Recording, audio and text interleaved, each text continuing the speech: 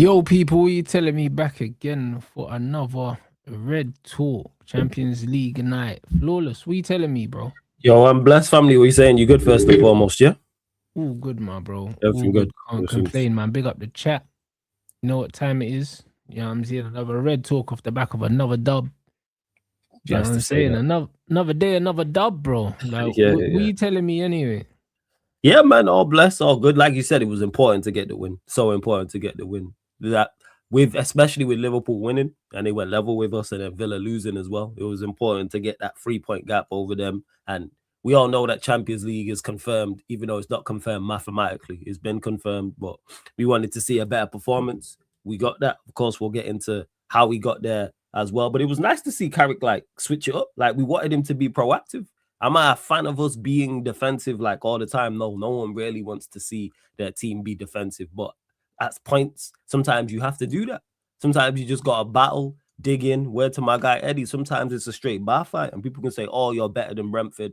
You should dominate Brentford." And I do hear that. I understand that. But sometimes, the other team is just in the ascendancy because we actually started off the game well. That's the best we played in a minute, like the early part of the game, like up until our goal, because we had two chances before that. The one that Ahmad got cleared off the line, the Maguire one, and then obviously we scored the goal. But then once we scored the goal, Brentford then kind of wrestled back momentum, and they created chances, and not even fortunate enough for us because there's no fortune about it.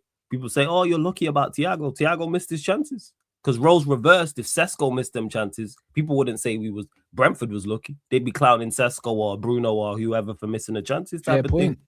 So that's how I look at it in regards to that. Like Thiago missed, we was clutch with ours, in particular Bruno and Sesko. With the second goal, super composure, and then Carrick realized, hey, you know what, we're 2-0 up, but this is not a 2-0 game, and he decided to go more defensive, and it worked because if we draw the game or lose the game, people saying, oh, why did you go on the back foot? I can't remember. Was it Atara? Atara at the back post was the only real clear-cut chance they created after that in the second half. I would have liked That's a very fair point that you make about the Sesko situation. But bro, you know what it is? It's always the same with us. If we miss chances, man will clown our players. If another team don't take chances, we were lucky, bro. That's how it is. That's what. But rivals are supposed to do that. So I always talk directly to Manchester United fans. Rivals are supposed to undermine and diminish our pros, and they're supposed to over-exaggerate our cons. They're supposed to over-exaggerate the bad points. I do it all the time. I do it for years. Like Trent at Liverpool, anytime they conceded at the back post, it was his fault. Even when he wasn't playing, it was his fault. I'm like, yo, it's on Trent. You're supposed to over-exaggerate. Like, that's what we do as rivals. Yes, we can sit down and have serious conversations, but we're going to run jokes. We're going to run bants and that. So I always say to Manchester United fans, don't like watch rivals when it comes to that. Because if Sesko misses them chances, they're not saying Brentford were lucky. They're clowning Sesko, or they're clowning Ahmad or Embremo or Bruno or whoever it was. So there's a reason we paid big money for our attackers, and they've come up trumps again. There's so many times this season, in particular under Carrick, whether it's Sesko, whether it's Embremo, whether it's Cunha, where they've created and been involved in a goal or had an assist or got a goal, because that goal is ridiculous. Like I say, the composure and you've seen it, in the list. When you look at the goal scorers list, bro, we got 4 players in the top 20 in the Premier League, bro. 4 players for a reason, and 3 of them are the players that we just brought in. So, the end of the day, like we've paid for the privilege of being able to score every game, blood. Like under Carrick, we paid for that privilege. We have. I think is it that they put up the stat during the game. I think it's the chat one. I think it's 20 plus games where we've scored consecutively or something like that, and it's a record we've not broken, but we've matched from like years ago type of thing. And it's like that's why I go into games confident. People are like, why are you confident going into games? Because whether we're playing well or we're playing poorly, we have goal scorers out there.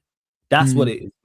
We consistently have goals. The Chelsea games are prime. Chelsea and Everton are 2 games of the prime example of that. Did we play well, particularly well offensively in either of those games? No. But our attackers contributed to go and get goals. That's why we spent 200 plus, I think it's 210 million on those 3 to add to what we have. And you see the upgrade, you see the difference. Like I say, that goal from Sesko is quality. But what people are going to talk about is, oh, well, Thiago missed. That's why we signed Sesko was for that moment. And yeah, like I say, Carrick, we wanted him to be proactive, and he realized that as well. And yeah, players are going to get 10 because I think Cunha's on 9. I think Embremo, and then you got Cunha on 9, Casemiro's on 9. I think Embremo may be on 9 as well, but I know we got a few players, so they're going to get 10, which is good. If you can get 4 or 5 players on 10 league goals, bear in mind we had crazy, isn't it? What we could do next season, yeah. Like, this is what we wanted. Like, let's see what we can do next season where we have a better team. That's what it is. But yeah, props to Carrick for being proactive in regards to realizing, hey, we're too easily cut open defensively here. They're creating a bit too much. So let me go to the back. Saying, bro, like, he should get credit for that. You know what I mean? Yes. People criticize him and say, oh, yeah, cool, he went defensive or whatever. He went defensive against Brentford, but it's not about getting defensive. It's about just being defensively responsible. When you're 2-0 up, being defensively responsible is the right thing to do. Because we don't need to score again. No. And it's the right thing to do when Brentford have the success they was having. It's not like we was 2-0 up and cruising and the men's was chilling. They had some very, very good opportunities. Thiago had like 3. They was a threat going forward, and they are a threat going forward. There's a reason they're battling for Europe.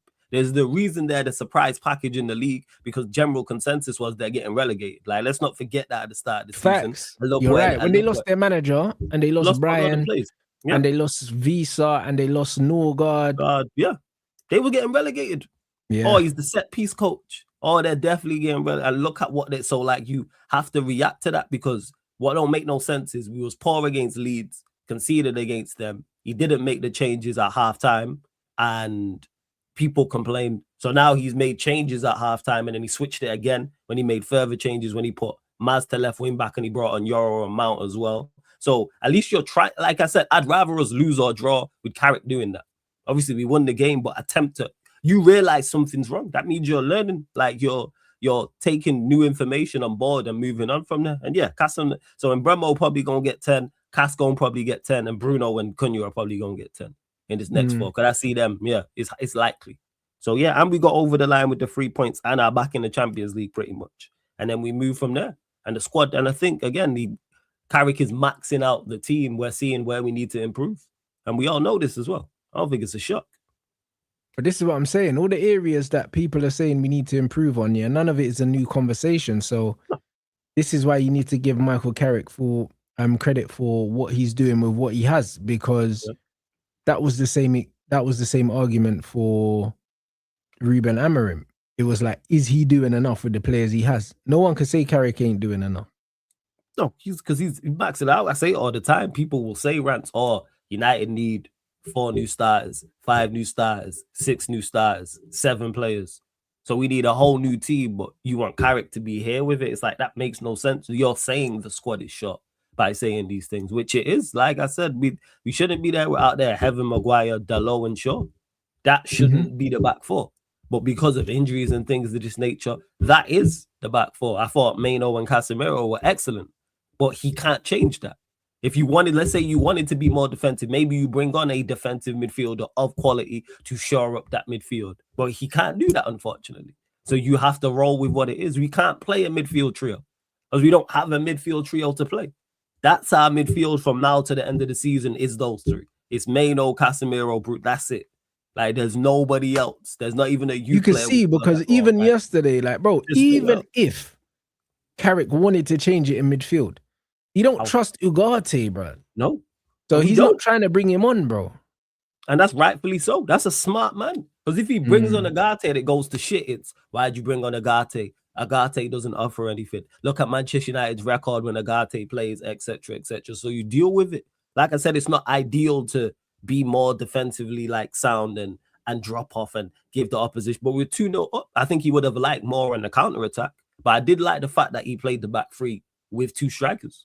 I like that it was Sesko alongside Embremo, even though it didn't work. So, yeah, man, like I said, we got the 3 points. We got over the line.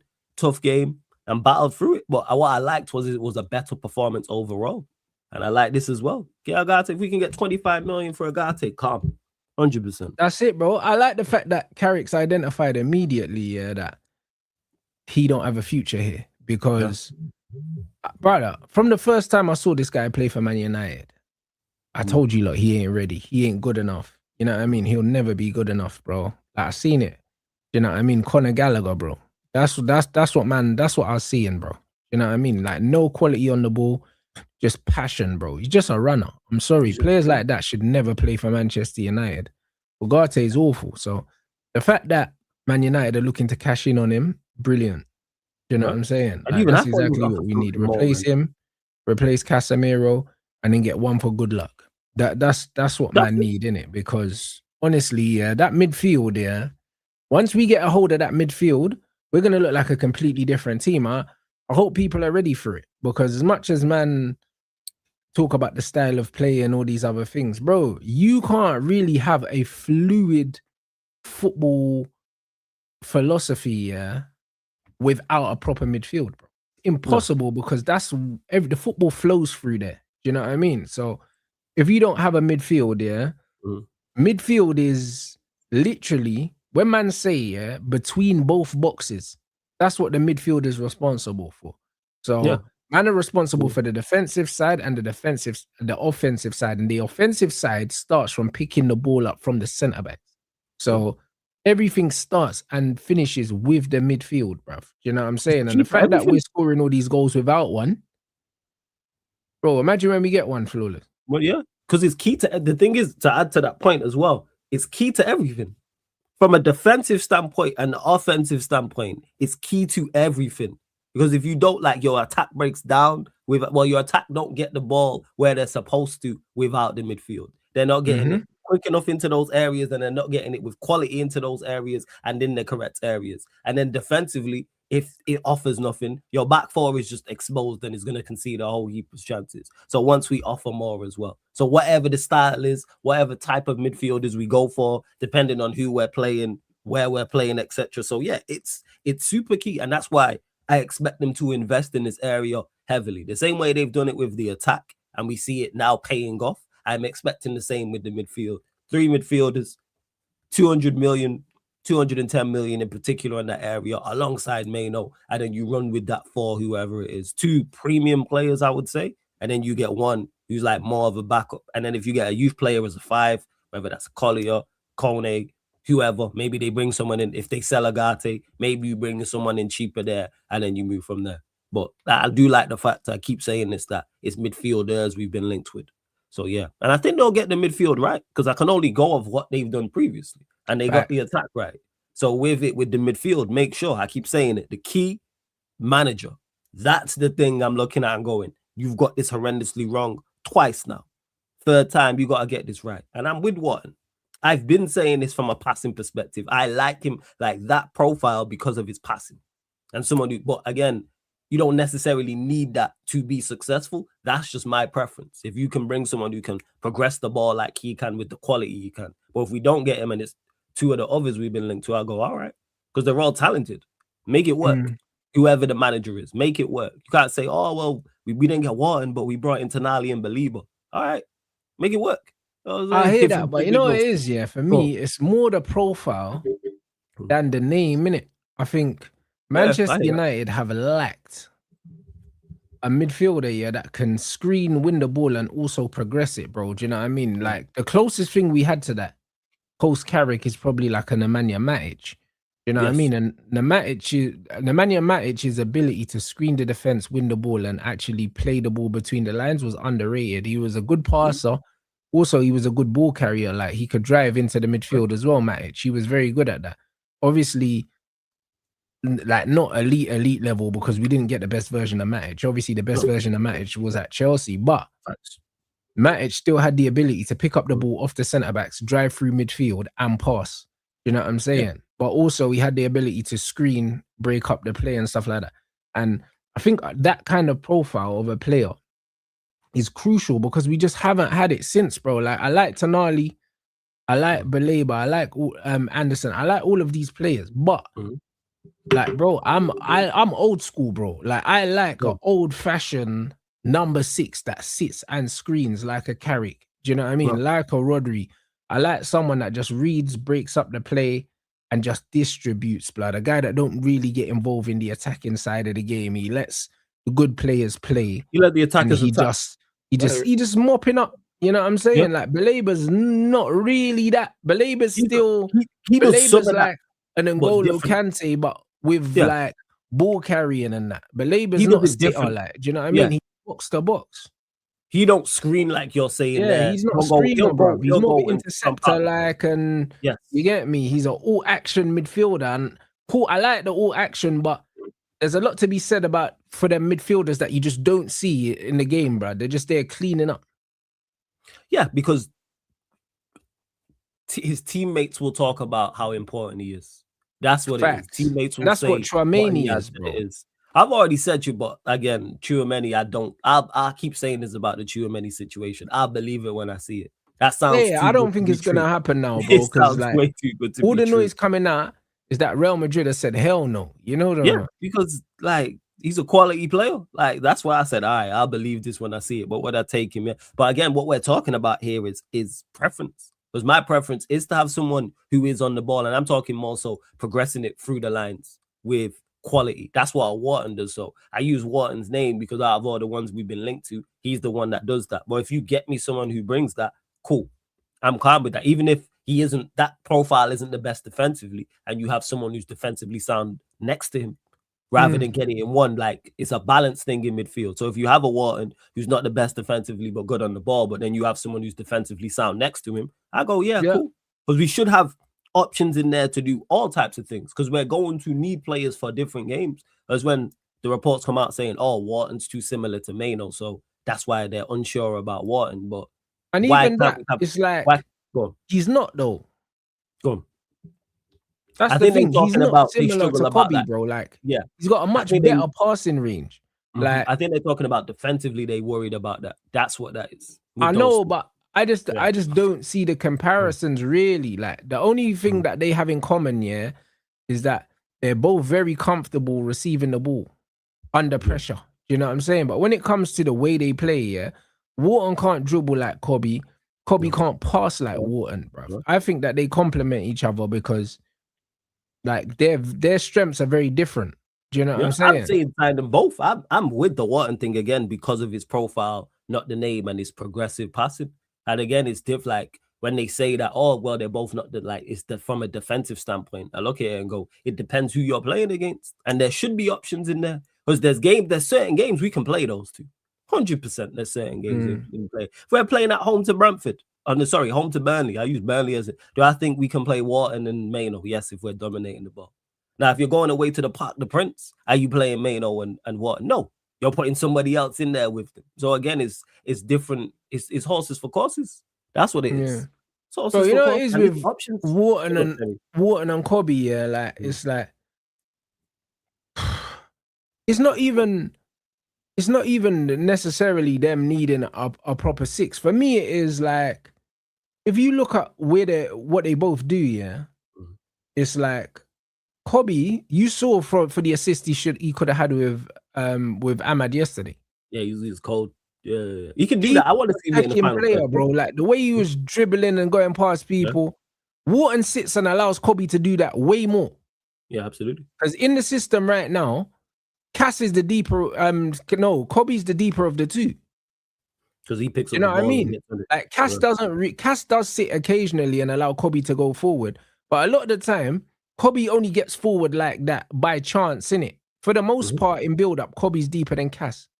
So if Wharton's in the team, it allows Kobe to be further forward straight away. And as soon as Kobe's further forward, that's when he can flex his muscles, innit? Because if you actually watch Kobe closely, like when he's building up, he's not playing the same line breaking passes that Wharton's playing. No, you're not seeing Kobe pick up the ball off the defender, and break the lines and split. Most of the time he's playing little 5-yard passes to the side, a give and goes and getting onto it. He's not really, Mainu's not splitting teams open with passes. He's not. Whereas Wharton has the ability to split teams open with a single pass. Kobe don't. Kobe's like, his thing's a little give and go. Do you know what I'm saying? He's a shorter passer of the ball. That's his game. Because he's just good at retaining the ball. Do you see what I'm saying? But he's not really a progressive passer. He's just he's got amazing ball retention. It's not the same. No, it's not the same. No, it's not. In regards to that. And they're both like, and I want to see Maino, like, I think you see the best of him when he is in the final third. He does the other parts of the game well. But when you see the best out of him, it is in the final third. But the problem is like you have Casemiro there alongside him, who's not the greatest fall for him in that instance in regards to you want Mano on the ball, and he's the one playing the 5-yard passes and the link up and the give and goals and progressing the ball that way. But these are options you want to have. That's where I'm at with it. That's why I would go and get Wharton, or if it's not Wharton, somebody who can do that, in particular the passing side of things, because I think that gets your attack. I'm thinking Europe, it gets your attack on the front foot so much quicker. Like, and that's where I'm at with it. Hence why I'd go and get him. That's why I'd go and get him. 100%. I think we need, you know what it is, when you've got players like Cunha, Brian and stuff like that, and even Sesko, they would benefit massively with a player from deep that can play the long pass. You know them ones? Because them man are always on the half turn on the shoulder. If we had someone deep here that could pop the ball short, but then see a run and drop it over the top, like similar to what Carrick did, similar to what Scholes did, we don't have that right now. Kobe's not going to play that pass. Cass ain't really going to play that pass. And Bruno's ahead of the play, so he's not going to play that pass. We need someone that can move that ball quick.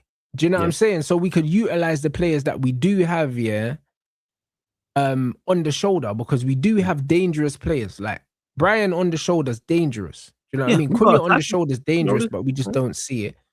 And Sesko as well can be dangerous with that. Like we need that player, and I believe Wharton is that guy, bro. We've seen it for Crystal Palace, bro. I think it was a Tottenham game here, the pass that Wharton played. That kind of reverse pass he played and cut the defense open. You lot will remember it, but I think we was doing a watch along, and Adam Wharton played some crazy reverse pass and just took the whole team out with one pass, bro. And there's not many midfielders in the league that can play a pass like that. One pass and absolutely just bypass the midfield and turn the defense going the other way, bro. Those are not easy passes to play.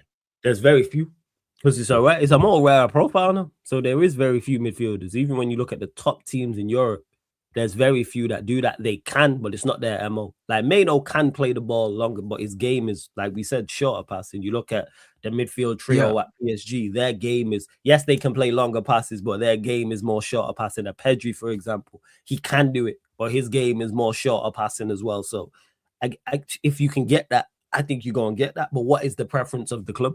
What is the preference of the manager? Like, what are they trying to go with? Like, that's where I'm at with it. But I've been saying go and get Wharton in particular for that reason. And I think he could get better as well. That's also what it is. I think he can add to his game alongside that too. And I think you see our attackers, I think you see our attack as a whole improve because of that, because they're getting the ball early. How many times you watch an attack and you say, oh, if it was a split second earlier, he gets that shot off, or a split second earlier, he gets that pass off. And I think he allows him to do that. And you do see better from Mano or whoever, but it should be options, because nobody should be guaranteed a place in the side. Mano, no Wharton, no whoever the other two are. For me, it's competition. Go get the 4. We should have 4. Go get 3 midfielders alongside Mano. Hey, you lot battle it out. We're going to be playing 60 plus games next season across 4 competitions. Suspensions, injuries, loss of form is going to happen at some point. So therefore, make sure you are equipped for it. Make sure. And bro, in terms of the balance, I don't necessarily agree with this, bro. What's he saying? I don't necessarily agree with this. You know what's the mad? Yeah, it's like when you look at the situation shape-wise with Bruno, the reason why we was getting overrun yesterday in the first half was because Bruno was leaving too big a gaps. And the same thing happened against Fulham as well, and Sanderberg was killing us, bro. You know what I'm saying? What people need to understand is, with every system, there's always a trade-off. There's always a trade-off. Do you know what I mean? If you want to give Bruno the creative freedom, to be almost like a second striker and press and create and all these things, defensively, we then have to pay the price in it, which is why in the way that we're playing right now, it's better to play Brian as the 9 than Sesko, because at least he can contribute defensively. When Bruno's the furthest player forward, like that happened that happened yesterday multiple times, When Bruno's the furthest person forward when we're pressing, it leaves a big hole in the midfield that doesn't get filled. Whereas when Brian's playing in the 9, he drops in and covers the space that Sesko doesn't, innit? So if you've got three natural midfielders, yeah, that want to do midfield things, defensively, it makes us even more solid. Do you know what I mean? Do I think that it blunts our creativity? I'm not really sure. We don't know yet. Do you know what I mean? Because it depends on who's on the wing. If Cunha's on the wing, I don't think our creativity is blunted so much. And then also it depends on who's up front as well. I think that you can, if you play the right balance of the front three, I don't think that you need a creative 10 year necessarily in the middle here more than you need proper structure. Because we're not creating enough from that central area and open play for me to say that it's crucial we keep it that way. And here the thing is, yes, it can blunt the creativity, but it's about becoming a better team. So let's say you have 2 8 to both contribute as much as your 10 or even less.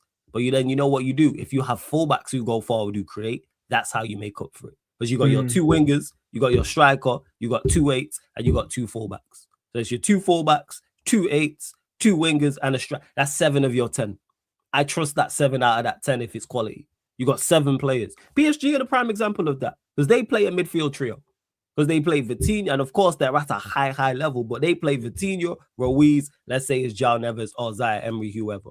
None of those, even though they're all excellent midfielders, none of those are quote unquote creative players in the final third like that. Yes, they can create people, but they're not like that's not their MO. But where they get it from is their front three and their fullbacks.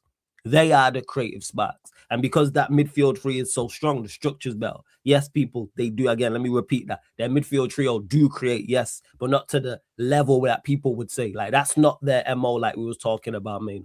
Their creative spark is from their midfielders. And yes, their quality. So if you have, it's about being a better team. I say this all the time. I'm not looking for one player to be the guy.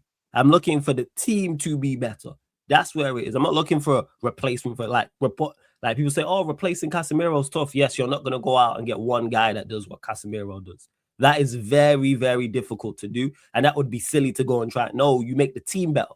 So we lose Casemiro. So let's improve all these other areas to help the team because it's a team game. It's not an individual sport. This ain't boxing. This ain't tennis, people. And that's where I'm at with it. That's just me on it. So, yeah, man, I keep saying this, man, improve the team. This is why I keep banging on about our fullbacks. Because if our fullbacks offered more creative, you're going to see more. You're going to see us better going forward. Hey, that was me. No, I agree. But then also, that needs to be stressed by the manager, bro. Because like when we watch the game, there's no doubt, that our fullback areas, is clearly an area that needs to be improved on. It does. It really does. Because even though they was defensively okay, like they didn't do anything. It's just offensively, there's just nothing there. I keep saying this every week. I talk about this. Shaw and Delo, like, yeah, all right, they may overlap, but there's nothing. There is nothing, bro. And defensively as well, it's not even like they're man of 30, bro. They got bozo moments in them as well, bro. So their liability in both ends of the pitch. Yeah, like give me like if I'll concede you being defensively not the best if you actually offer me something going forward, because then at least I can play a defensive midfielder in there to help overcome that. Like he can assist with that. Yeah, cool. Or my 2 midfielders in there can assist with that. Give me something. I keep saying this is team. That's the key for me, man. It's the team. That's why I keep talking fullbacks, because they help so much. And we watch it in certain other teams. You even seen it yesterday. Look at what Coyote Lewis Potter was offering Brentford. Prime example. And they even the creme de la creme. But they offer something going forward. They're a threat. Obviously, Coyote almost scored. Great save from Lamens. But they offer something going forward, which then helps your wingers, which then helps your attack overall.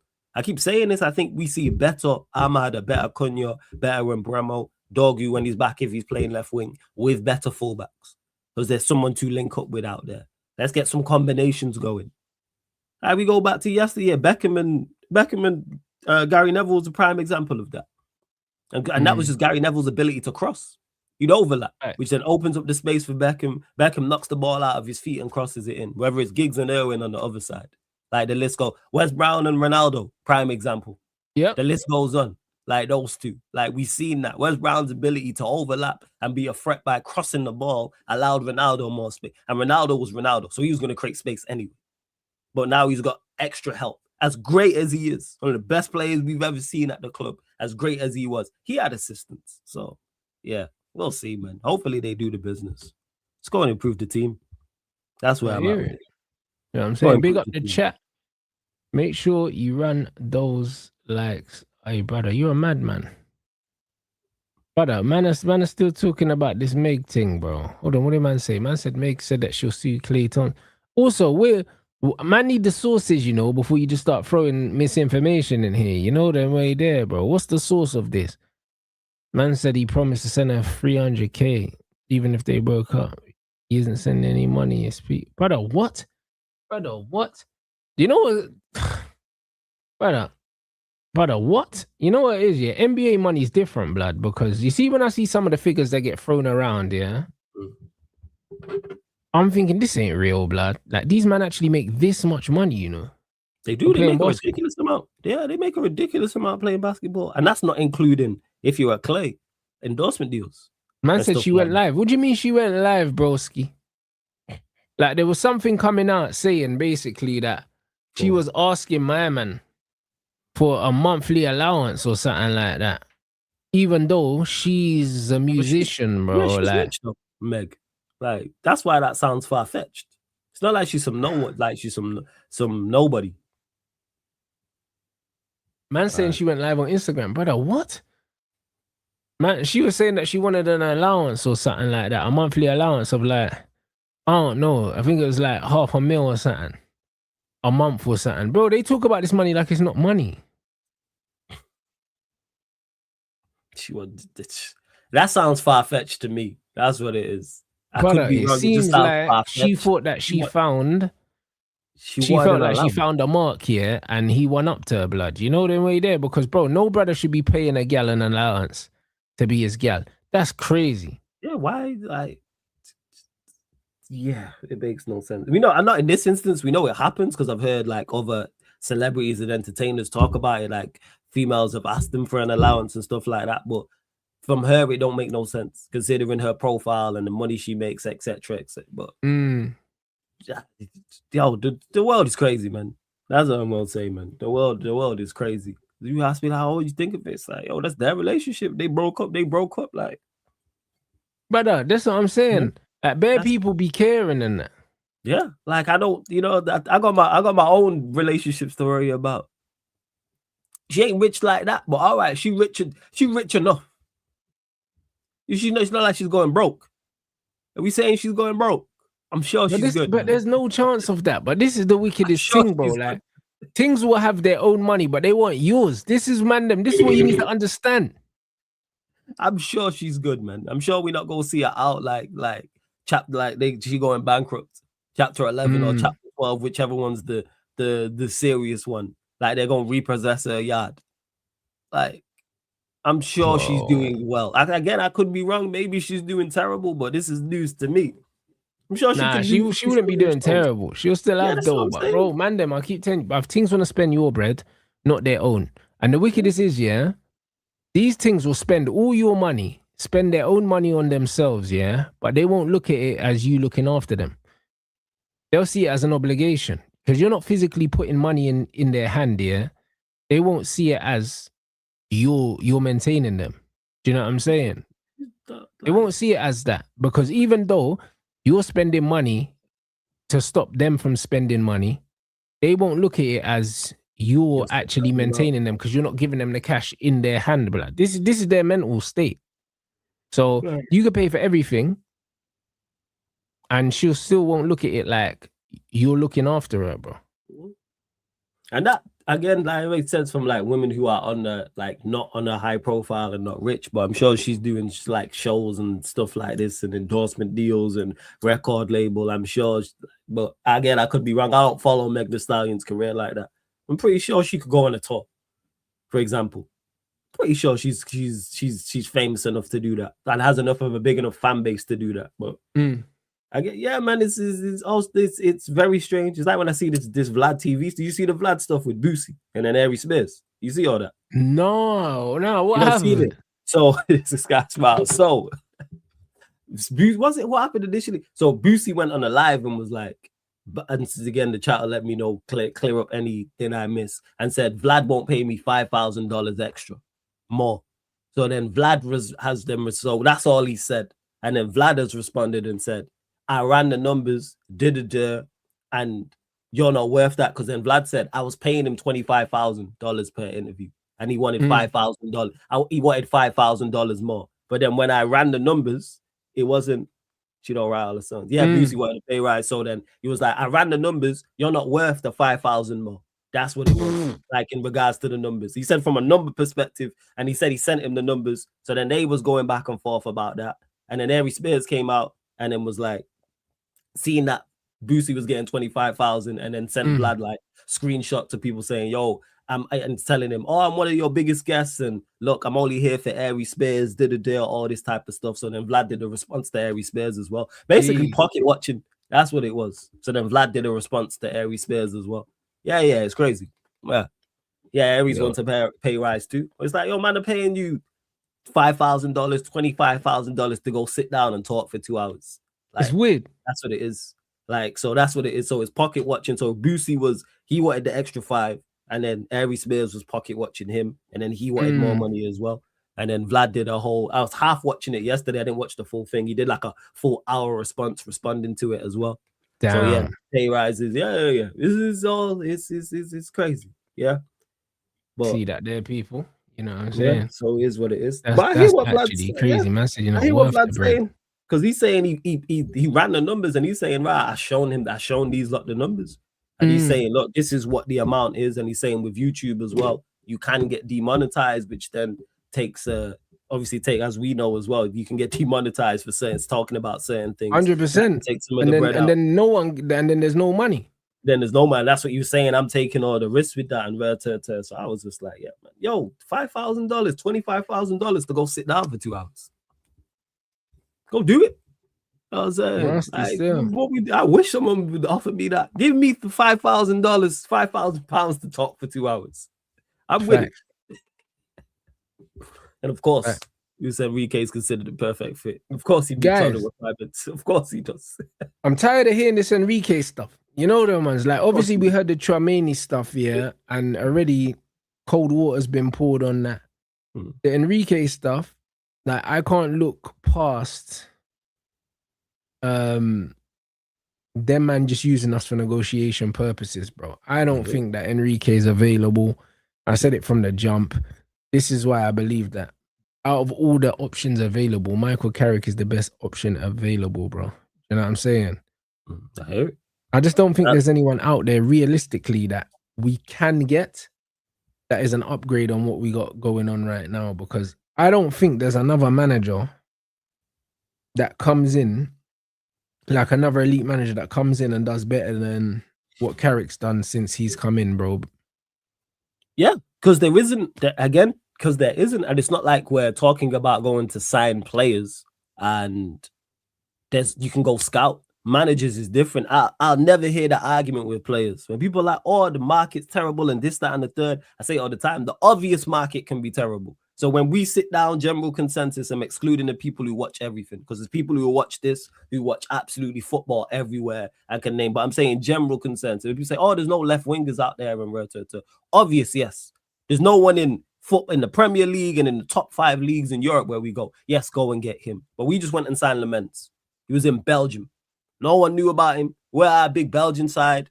He wasn't in Europe. Wasn't like he was in the Champs or he was in Europa League. So you can go and do that with players. But we're at the managers, you can't really do that. You have to, and it's not just us looking for a manager. You got multiple teams looking for managers, multiple top clubs looking for managers. So with Carrick, it's like, you're currently doing a good job. I can't smite you on that. And if another manager had joined and had done this, we'd be singing his praises. But because of Ollie, Carrick gets blamed for that, which is unfair. If you're going to criticize Michael Carrick for what Michael Carrick has done, not what the last man has done, because that is totally unfair. Yeah, but this is the issue, though. People are comparing the situations when there's nothing in common. The only thing they have in common is they both used to play for the football club. Those are the only similarities. Do you know what I mean? Their coaching philosophy is not the same. People will hold that against him, though, because they're both former players. That's it. Former players. But their coaching philosophies are not the same. the players they had at their disposal is not the same. The level of competence in their backroom staff is not the same. The owners aren't the same. Like everything's different, bro. Like everything is literally different. You know what I mean? It's not the same football director. It's not the same anything. So comparing that situation to a previous situation, again, is just extremely ignorant anyway, bruv. And obviously there's murmurs that Wilcox is happy with Carrick, but Jim potentially isn't sure. Do you know what I'm saying? And he wants to go for another manager. We don't know how true that is, bruv. Do you know what I'm saying? We don't know how true that is. It could also be United, yeah. It could also be United kind of briefing that shit, like just to gauge the public response, because you know that guys do that, bruv. Do you know what I mean? They'll put out different news. One day they'll put out, oh yeah, Michael Carrick's gonna get the job, it's all but done. Then they'll put out, oh, Man United aren't sure, they're still looking at people, and they'll be looking at the comments. Don't get twisted. Yeah. No, of course they pay attention, and because we've seen it. Like even when Jim did that interview and he spoke about, oh yeah, I'm gonna get 3 years and it's not overnight fix and da. So I could believe that he has doubts over Carrick and wants to go get a more, senior manager. But I don't like this is the confusing thing, Flawless, because you're right, because Jim is a super ruthless guy, yeah, and it came across like he was willing to give Amorim time. Do you know what I'm saying? Even though man weren't winning. So he was willing, he was. But now you have Jim, that's what don't make no sense. No, but you know what is with Jim? I think Jim is in love with how he wants the football to look, if that makes sense. So you reckon he looks at it from a style perspective? Yeah. I think that Jim is a very superficial owner in terms of the football. I think he wants to see the De Zerbi ball. He wants to see the Pep ball. Like he wants to see what Ruben Amorim was supposed to do. Like he wants to see a style of football, I think. Do you know what I mean? Like I think obviously he wants to win, but with Jim, it feels like he wants to win a certain way, innit? Yeah. That's what it feels like. He's as much fixed on results as he is on style. And that's what it is. That's it. He's very much on the style thing. Yeah. But then he was happy with Amorim, where there was no style and no results. But again, because it was your pick, it's the issue, because I think it's more so his pick. I think if it's his guy and it's his pick, he's willing to give more time to it. Whereas maybe Carrick's not. But again, it's I keep saying this is unfair on Carrick. People can have their doubts. You can have your critiques about Carrick. You can have your doubts about Carrick. I understand that. But let it be for what he's done. Why are you blaming me for what a previous player did because we're both former players? We've all been there, man. When you're talking to a girl and she's been hurt in the past and she blames you for what's happened in the past with such and that ain't nothing to do with me. I'm saying that's what my man did to you. That ain't nothing to do with me whatsoever. That's where this stems from. It's kind of like that, and I don't fucks with that. Really, really don't. Blame him on merit. Like as well, give him his credit on merit and blame him for what he's done. Make it make sense. But we'll see. But like I say, Carrick so far, he's passing the probation period for me. But he's still got 4 games left.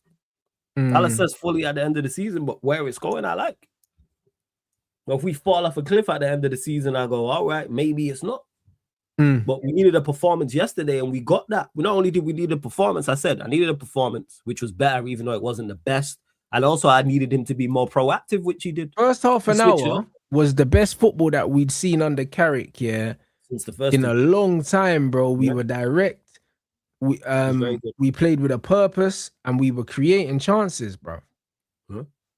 That's it. And it was the first since probably the first 2 against City and Arsenal, and then again it was gone wrong. He's made changes at halftime. Everyone said against Leeds, he should have made changes, and he didn't. He didn't change the personnel. He didn't change the formation. There was no tactical switch. He did that this game, even though we was winning, which lets me know, all right, just because we're winning doesn't mean everything's going swimmingly well. And we shut up shop and was defensively more sound. And it showed.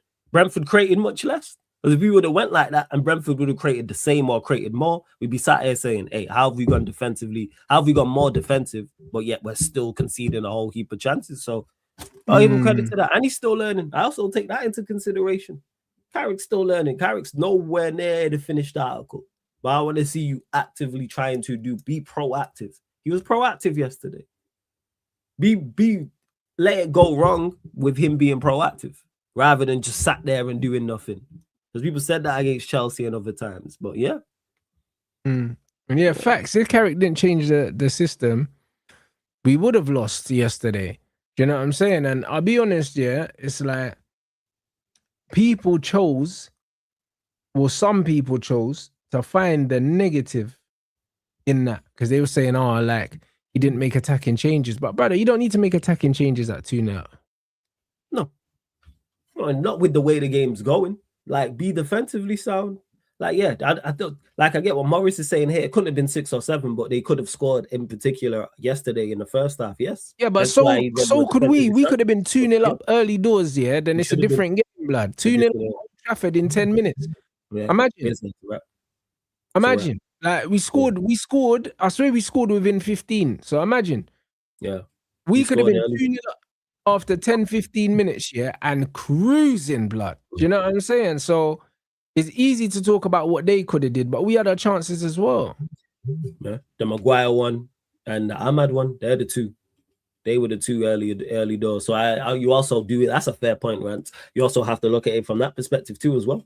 We can't do the whatabouteries, though. That's what I mean in football, because the thing in football, yeah, that people don't seem to understand, yeah, is there's the facts, the statistics of what happens in a game, and then there's the big moments / momentum shifting stuff that happens in a game, whether it's a red card, a foul that's not given, do you know what I mean? Something that's a red card that's not given. Do you know what I mean? It's just like the Leeds game. If we don't get the red card, I believe we win that game. I have no proof. My proof is the momentum swing and how we had them holding on for dear life at the end of the game. That's my proof. But I have no tangible proof that we would have beat them. But with all my years of experience of watching football, 30 plus years of watching football, I can tell you that with 11 men, I reckon we win that game. Do you know what I'm saying? Like, stats aside, like, just because I understand how the ebbs and flows of a football game goes. Do you see what I'm saying? So imagine if you're the Manchester United team, you're the home team as well. We ain't played in a little while, and then you go 2-0 up after 15 minutes, bro. The place is rocking. Brentford are shitting themselves now. You know them, like, it's a different game, bro. It's a completely different game. Like, we got the second goal just before half time, and it was a good time to score the second goal. But we killed them. Imagine if you get the second goal, and 15 minutes in, you're 2-0 up, bro. All of a sudden, Brentford are scared. They're scared to come out because they don't want to concede a third. Do you see what I'm saying? Like, all of a sudden, the audacity that they showed after we scored the first one, that evaporates. Yeah, we killed them with that. Yeah, we did. We killed them with that. 100%, we killed them with that. Yeah, we did. And that's what it is. And then even with the Leeds game against us, who knows, like, it is a whataboutism because we don't know what happens, like, because we got better with 10. Did that affect them negatively? Did us going down to 10 men affect them negatively? Would they have carried on with 11? So, yeah, I always look at it from both sides. Because the thing is, if roles was flipped and Brentford would have had those 2 chances early and missed it, and then we would have went on to win the game, people would have said, well, we could have been 2-0 down. Which is fair. We could have been 2-0 down. But then let's look at it on the other side. We could have been 2-0 up. So I see from both ends, yes, we have to defend better. How we defended in that first half was not good enough. But second half, and we never looked like conceding second half, really. Like, we stemmed a lot of the bleeding from the first half in the second half. I'd say for 30 to 35 minutes of the 45, we were comfortable in the second half. At second half, after he made the change, we actually started the half really well and could have scored again. Yeah. We could have someone. So I think, was it Maguire? I think it was Maguire. I think so. We could have gone 3-0 up. You know them ones. So imagine we come out in the second half, and the way we started really well. Then we get the third. Different game again. Do you see what I mean? So football is a game of momentum, and there's always going to be situations in the game that both teams can say, oh, if only this player didn't take a heavy touch, or if this player was onside, if this player released the ball earlier. Football's full of the what ifs. Yeah. You know them ones. Football's full of it. Like, both teams can always say, oh, shit. Do you know what I'm saying? He was free at back post, chose the wrong pass. overhit the It's pass, always that. overhit the pass. Do you know what I'm saying? The goalkeeper made a great save, or There's that was a always fantastic moment block. There in a is more game. often than not. Yeah. You see that? There's always a one moment in the game where man are saying, "Oh fuck, what if?" Well, I always feel that way, man. I always feel aggrieved. You know what I'm saying? I always feel like, even against Leeds, even though as bad as we was, if Sesko scores that, Sesko had a chance when it was He had at 2 10 men. one-on-ones. Yeah, so the one-on-one he had in particular at the start of the second half, and if he bins that, the crowd get up for it, and then it's a different game. You see that? He had the one where he should have dinked the keeper and he hit it straight at the keeper, and then he had another one, bro. He had the header as well. But people always look at it from the negative side rather than that's it. But even balance with it, and that's how I look at it. Yes, we didn't defend well in that first half, but they didn't take their chances. That's on the men's, and that's on some great defending. Because the men's made a great save. There was one Dalot where Thiago slipped. Thiago slips because Dalot slides across. That's why he slipped. And that's credit to Dalot having the one where he got back in with Thiago as well. And guess what? Our attackers took our chances. I'm saying it's a great header from Maguire back to Casemiro. People like he's purposely done that. He could have went for goal there. He could have tried to go towards goal. He purposely went towards the back post. And then we know Casemiro's good in the air. And Bruno's been delivering good set pieces all season. And then the second goal was a touch of quality from both Bruno and Sesko. Because Bruno could have easily played that, overhit that pass, underhit that pass into Sesko, played it earlier, or played it to Mbeumo. Or you could have played it to Brian, but Brian, that was a great run from Brian as well, because he turns that into a 3v2, because if you look, he runs from deep and he's just bombing forward, and he gives Bruno the option, and he creates a little bit of doubt in the defenders' minds for Bruno to then choose Sesko. Do you see what I'm saying? So again, the running from Brian, there, brilliant. You see what I mean? And that's what he does give us, bro. Like, he does in transition, he gives us that. And that's what he gave Brentford in transition. He's that guy. He's got running power, yeah. And we've seen it before. He did it in the City game and things like that. And there was one that he miscontrolled. Bruno clipped one over the top for him, and he miscontrolled it. And if he controls it, he's one-on-one with the goalkeeper. If he brings it down and scores, we're 3-0 up. Yeah, it's a whole different conversation. But again, this is why we spend the money on the players we do, and Brentford spend the money on the players they do. That's the caliber. That's the difference right there. That's what it is. That's why we are where we are, and where Brentford are where we are. It seems Le Mans only concedes bangers, man. I'm tired of it. But that's a banging goal from Jensen. No, but to be fair, I'm glad that he's only conceding bangers, because that means it means we're not giving away these cheap ass goals. I'm just saying it's annoying because you see it and you go, you can't even do nothing about that. Nah, it's true, but that's what you want, though. That's what you want. When your goalkeeper is conceding goals and you can't blame him for them, you're in a good place. It is. Because when I first seen it, I thought to myself, that's a mistake. Because I've seen it quick and I'm like, all right, you know what? That's gone down the center. And then I've seen it hit the post and I was like, you know what? First, you got that. You got friggin' the one my man scored for, what's his name? Kevin for Fulham and shit like that. Like, yo, that was a bins. Yeah, man. That just bins it, you know. I'm like, yo, this guy. Where else would you do that? So yeah, but we have been defensively better, and we need to get back to that. We was there against Chelsea. Brentford, it kind of dropped off first half. Second half, it was better, and we need to get to that. But again, people, we're missing our first two choice centre backs. Let's not forget that. De Ligt is a big miss. Martinez is a miss. Those two are misses. What an amazing situation, that we can be without a player of the quality of Matthias de Ligt, and not even have to talk about it. Yeah. You know, like that. I wasn't watching the game yesterday thinking, we missed Martinez, we missed de Ligt. I was watching the game thinking, we're Man United. You thinking we're going to beat these lot. That's it. You know, period. Like, with Aiden Heaven, bro, with a fucking 18-year-old at centre-back, bro, 18, 19-year-old. And I'm looking at them, and I'm saying, yo, like we're going to beat these lot. And Maguire, who we all know is not good enough. We know but you come a long way, because Harry Maguire helped, man. Like, Harry Maguire was good yesterday. He contributed. I had never been happier to see Harry Maguire against a team like Brentford, because from set pieces, they were on our goalkeeper. They were trying to rough us up, and we dealt with the set piece as well. We did. And you know they're going to be a problem as well. You know they're going to be a problem, and we did that. But yeah, shout out to Le Mans. He's been quality as well. But people just overlook it. Like, yo, the two starting centre-backs are not playing. There was no De Ligt, there was no Martinez. I also take that into consideration as well. So I keep saying this, take the two starting centre-backs out of any of the other teams in the league and see the difference. Watch the drop-off. There's going to be a drop off. It's going to be a massive drop off. The experience of Harry Maguire is priceless. Certain man was saying, "Oh, let Harry Maguire leave on a free," and then bring in who for how much?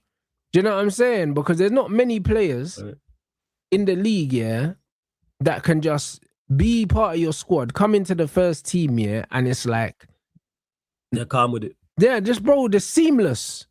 Do you know what I'm saying? Like, there's not that. Man, we're gonna let Maguire leave on a fucking free, and then bring in a player that we don't know if they can do the job, bro. Like, to me, that doesn't even make any sense, bro. I hear you on it. Trust. Don't make no sense. He's a good 5 to have. I say this, man. If him as the backup to the backup is calm, and that's what he is.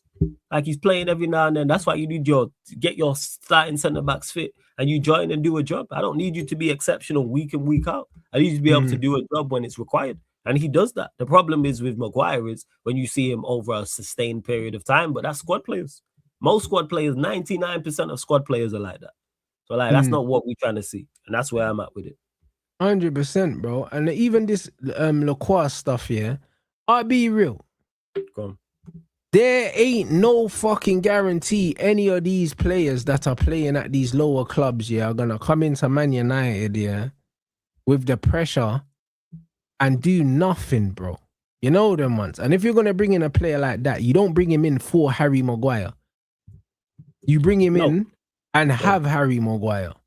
Because Harry Maguire's experience is proven. You need that experience not only on the pitch, but you need it in the dressing room. People need to understand that us having a football squad is just as much about on the training ground, in the dressing room, as it is on the pitch. Yeah, it's not just your ability on the pitch; it's everything that is around it. It's how you manage your teammates as well. And this is why when I was speaking about Casemiro, for instance, like yesterday in the game, Casemiro ran up to Ahmad. Do you know what I mean? And hugged Ahmad and that. Because Ahmad looked like he was getting in his own head a little bit. Do you know what I'm saying? And like having experienced players that can manage their teammates and understand what's going on in a game, you can't pay for that. Oh yeah, it helps. It's a massive help. And the thing is with the Lacroix as well, I don't think he'd be joining to be backup. If you're signing him, you're clearly signing him to go and start, surely. So that's the difference. Like, I don't mind squad players is never my worry or never my issue. My concern is first teamers.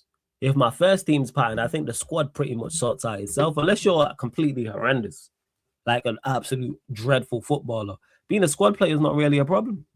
It's not. Hey, because my first teamer should be there. You're part of the squad. Most players can come in and do a job for 2-3 games, like a Maguire. Right. I don't worry about Maguire over a 2-3 game period. 10 game period, yes. That's where my issue lies. But this is exactly the thing. And this is why, we shouldn't be looking at him. We should be looking at the players that are meant to be starting ahead of him that are letting him into the team. Yes. Because if everybody's fit, he don't play. Well, exactly. Everyone's fit and available, he's not starting. That is it. So him being a squad player is not the issue. Him having to start is the issue. So then we need to look at Lisandro Martinez, who has the worst injury record, probably in the last 3 years at the club. Since he's come in, he's probably been the least available, bruv. Do you know what I mean? Like, he's rivaling Luke Shaw in games played, I'm sure. Because when he gets injured, he gets big injuries for a long time. It's 3 months. 100%. And then remember when he went away to the World Cup, he came back late as well. And then he wasn't fit to play when he came back. Then he got injured. Again. I would love to know, literally games played between him and Luke Shaw, what's the difference in the last 2 years? Because Luke Shaw's been fit this entire season. Bruv, Luke Shaw's played every game this season. Yeah? I feel like in the last 2 years, Luke Shaw might have played more games than Lisandro. Possible. I'm gonna check that. Brother, he might have. Here he is. I'm gonna check that.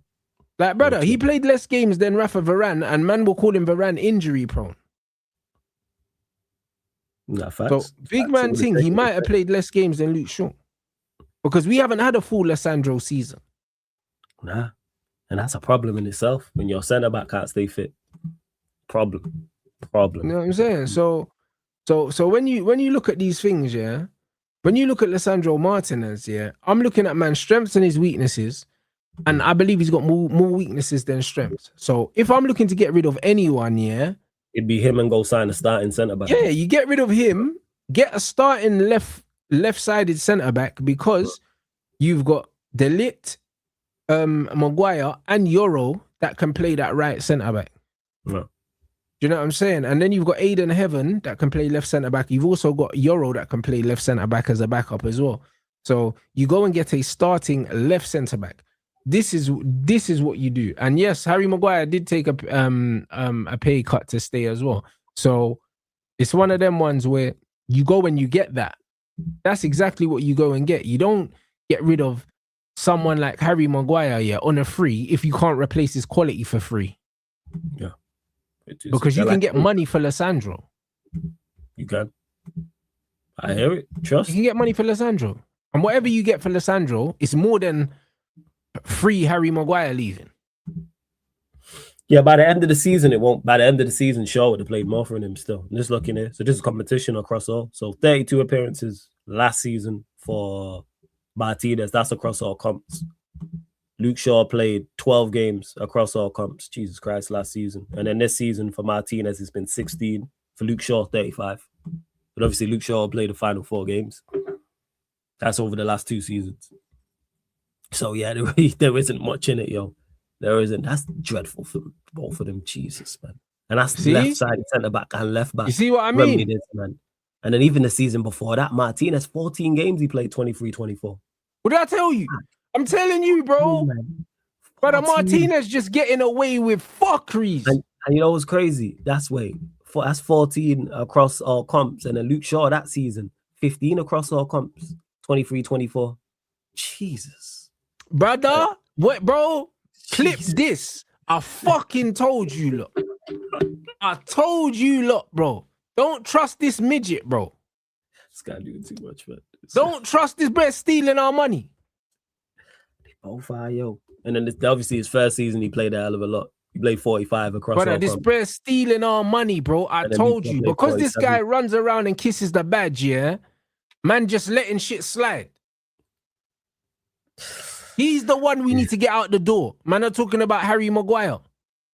Yeah. Get him out, bro. It's crazy. I can't believe it. All this chat about this brother, you know. Yeah, it's not. Man's getting out fucking, bro, outdone by Luke Shaw. Yeah. That man shouldn't be like equaling. And that's what it is. Like, it's not good.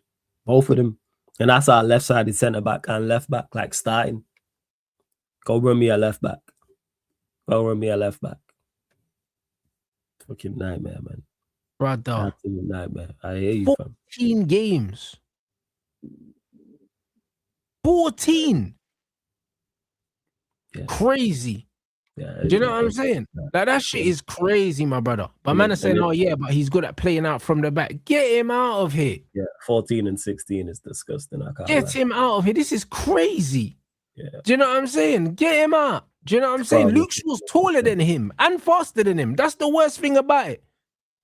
Luke Shaw's had 1,000 injuries and he's still got more pace than Lisandro. Nasty work, man. And he's quicker than him. And he's better in the air. Everyone says Luke Shaw can't run, but he's faster than Lisandro. You know that way? So what are we doing? What are we actually doing, bro? Like, physically, he's in better nick than Lisandro Martinez, bro. It's disgusting. And you can't fathom it, bro. It sounds wild when you say it. I hear it. It sounds mad. But yeah, the appearances. Brother, he's athletically inferior to Luke Shaw. Oh, yeah. I hear it. Luke Shaw is better. Yeah, that's bad, too. It's crazy. You know what I mean? Like, brother, nah, he's got to go, bro. He's the one that man should have the energy for.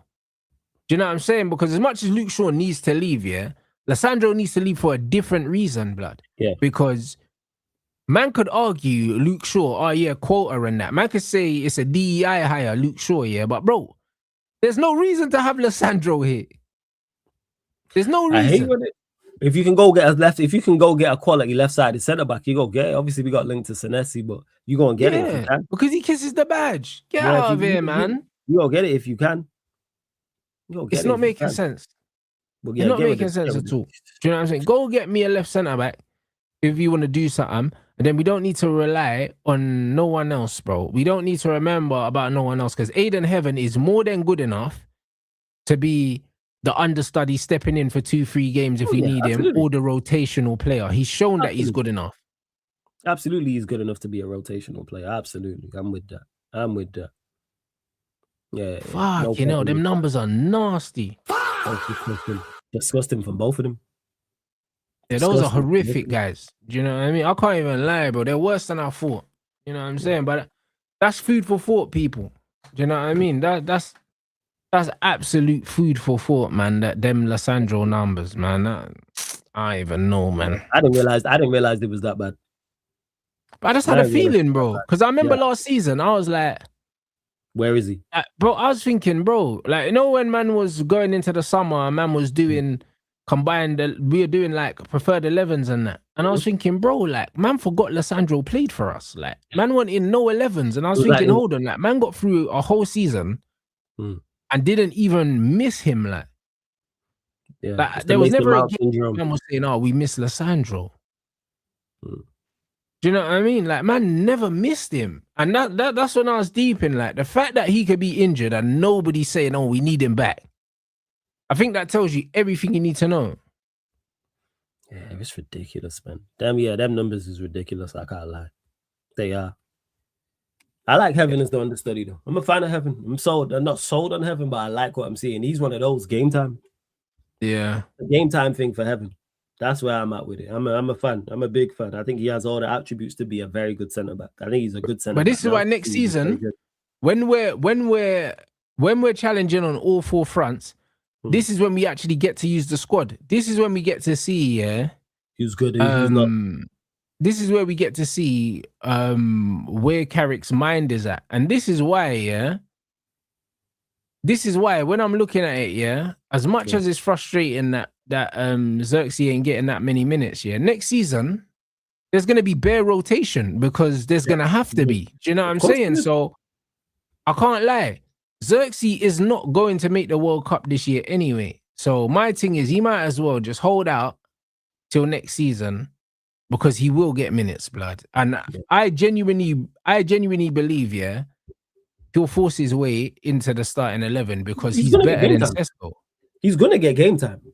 100% will get game time. He's going to get game time. When you're playing Champions League and it's 8 games there and Carabao Cup and FA Cup and you're playing 2-3 games of Premier League with inside 10 days, like over the Christmas period, just for example, he's going to get game time. And injuries and suspension and loss of form is going to happen as well. But I don't worry about game time for these players. It just sucks now because it's 1 game a week. That's all. It's 1 game a week. 100%. So you know what it is, man's looking at it right now. I said it before. Carrick is in a situation now where he just needs to secure as many points as possible to get this Champions League. Like, he knows, that even though, like I said it before, Carrick came in and he said, he came in saying he don't want the job. Like, but of course he did. You know them ones there. Like, Carrick knew what he needed to say when he came in. You know what I mean? Like, of course he's gonna come in and say, "Oh, listen, I know what I'm here for, interim." But bro, like, Carrick came in, with the full intent, to secure Champions League football, get the job in it. So Carrick's thinking, you know what, man's just gonna get these fucking points, and then next season, that's when we're gonna see the real Michael Carrick, blood. I see what he's really on, because he would have looked at the landscape and went, "Hey, managers, there's not a lot." This is what it is. He would have looked at it that way. I went, "Yeah, really a lot out here, I get. Which I do understand, I do get. So, like, let's see how it goes. But so far, so good again. More pros than cons. Much, much, much more pros than cons with Michael Carrick. 100%. I hear it. Guys, make sure we get these lights up. Run them up. You know what I'm saying? Get these lights up. We're going to redirect straight to the watch along. We're going to be watching Bayern versus PSG. Let them know what you got coming up, my bro. Blessings, fam, for having me first and foremost. Big up, appreciate you. You lot run up the likes as well. Shouts to everyone supporting Sarcasm City TV on YouTube. Make sure you subscribe. Sarcasm City TV Extra on YouTube as well. Back live today, 11:30 p.m. People be back with my boy Vader, United City show, and then following that straight after, so be like 1 a.m. UK time. Sports Q&A people. So we're discussing the PSG Bayern game, looking ahead to Arsenal, Atletico, etc., etc. And then NBA playoffs been covering as well. It's the Game 5 Spurs Trailblazers today. So that'll be on the extra channel, like 2:45 a.m. UK time. But everything's on the upcoming live stream schedule. So again, Sarcasm City TV on YouTube, Sarcasm City TV Extra on YouTube as well. Big up to Rants as well. Big up for having me on as always, fam. Come on. Hey guys, the link for Sarcasm City TV is in the title. Get the lights up. Also, the merch store's open until the end of the week, people. So if you want to grab anything, it's there. Do you know what I'm saying? And it's ransommansmerch.com. So yeah, man, we're redirecting over to the watch along, people. So make sure you smash a like here and then make sure you smash a like on the following stream. Big up.